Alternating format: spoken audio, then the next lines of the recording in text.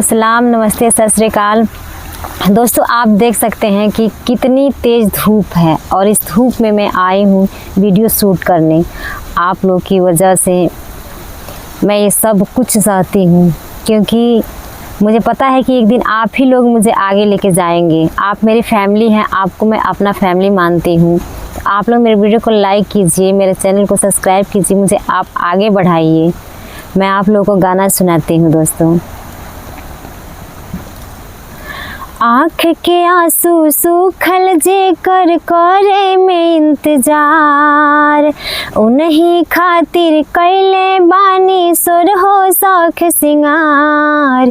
ए बदरवा हो भीगे ना का जरवा हमार, ए बदरवा हो भीगे ना का जरवा हमार। आँख के आंसू सूखल जे कर करे में इंतजार, उन्हीं खातिर कैले बानी हम हो शौख सिंगार।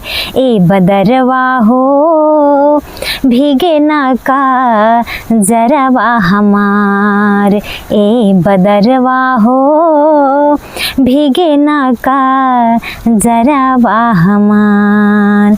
मेकअप कोइले हमार दिहला बिगाड़ी, अब नाही मना बता देहब तोहके गारी।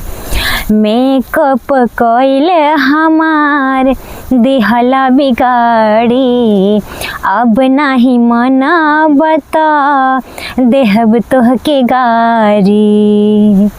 खुल गइल जुरासन के पूर्वी बेअरिया, सड़िया सरक जाता भीजता कमरिया। बस में हमरा आवत नइखे धड़कन के रफ्तार। ए बदरवा हो भीगे ना का जरवा हमार, ए बदरवा हो भीगे ना का जरवा हमार। खाली ख्याल से ही खिल जाता मनावा, खाली ख्याल से ही खिल जाता मनावा। होई कहिया जान तह से मिलानावा, होई कहे जान जहिया तोह से मिलानावा। ए हो मोरे राजा जहिया तोहरा के पाई, रे राजा जहिया तोहरा के पाइब। गंगा मई के ओह दिन पियरी चढ़ाइब, एहो मोरे राजा जहिया तोहरा के पाइब। गंगा मई के ओह दिन पियरी चढ़ाइब। आँख के आंसू सूखल जाता करे में इंतजार।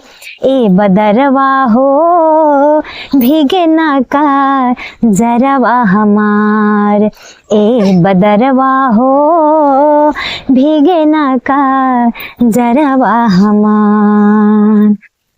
दोस्तों, मेरे वीडियो को लाइक कर दीजिए, मुझे आगे बढ़ाइए, सपोर्ट कीजिए।